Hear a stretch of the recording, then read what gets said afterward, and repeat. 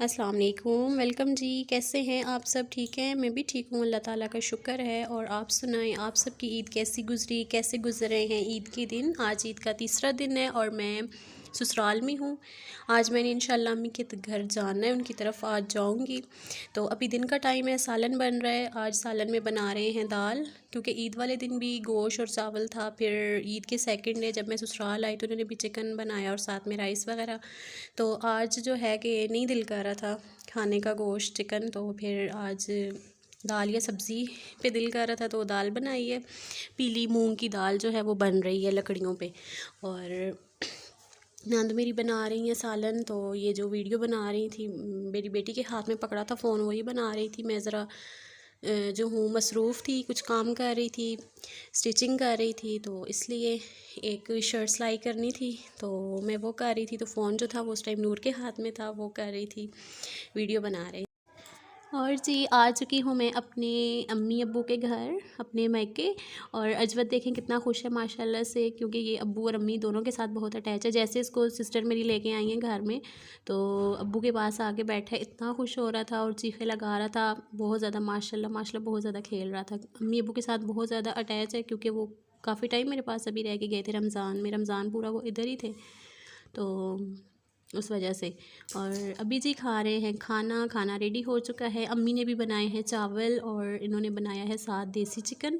और ये जो आपको नज़र आ रही है चटनी, और सैलेड में इन्होंने खीरे काट। सभी खानों का टेस्ट होता है, लेकिन जो माँ के हाथ के खाने का टेस्ट है ना, जो जायका है, वो किसी चीज़ में नहीं है, मुझे यही लगता है। और मैं अपनी अम्मी के हाथ का बना हुआ खाना जो है ना, वो बहुत ज़्यादा मिस करती हूँ। जब मम्मी मेरे पास नहीं होती, गांव में होती हैं अक्सर तौर पे, मतलब मेरा बहुत दिल होता है कि मैं अम्मी के हाथ के बने हुए चावल खाऊं, सालन खाऊं।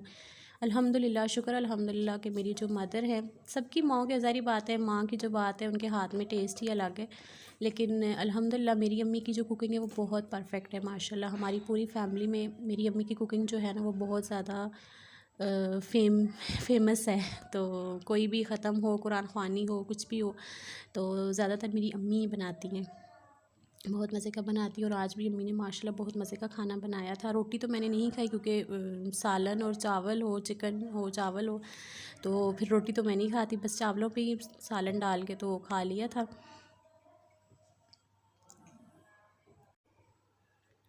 गुड मॉर्निंग जी। सुबह का टाइम है तो उठ चुकी हूँ मैं। अजवद उठ गया है तो फिर मुझे भी उठना पड़ा है। रात को लेट सोए थे, लेकिन अब अजवद उठा हुआ है तो फिर मुझे भी उठना पड़ा कि चलो उठ जाऊँ अब।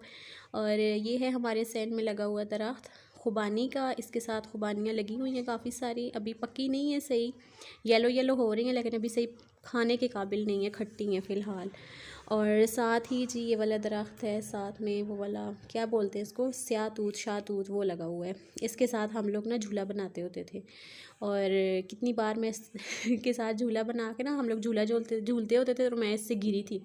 बहुत दफ़ा मैं गिरी हूँ, बहुत दफ़ा गिरी हूँ, लेकिन फिर भी बस होता था। बचपन में छोटी थी तो बहुत ज़्यादा अच्छा लगता था, तो फिर भी झूला बनाते थे हम लोग, टूटता फिर बनाते, टूटता फिर बनाते। और ये है जी हमारे गांव के आलू बुखारे। तो अम्मी ने लिए हैं स्पेशली मेरे लिए, आए हुए थे गली में बिकने के लिए। तो अम्मी ने लिए हैं ये 2 किलो, और मज़े के थे। देख, मैंने अभी सिस्टर के घर जाना था तो अम्मी ने मुझे बुलाया है कि आओ आलू बुखारे खा लो।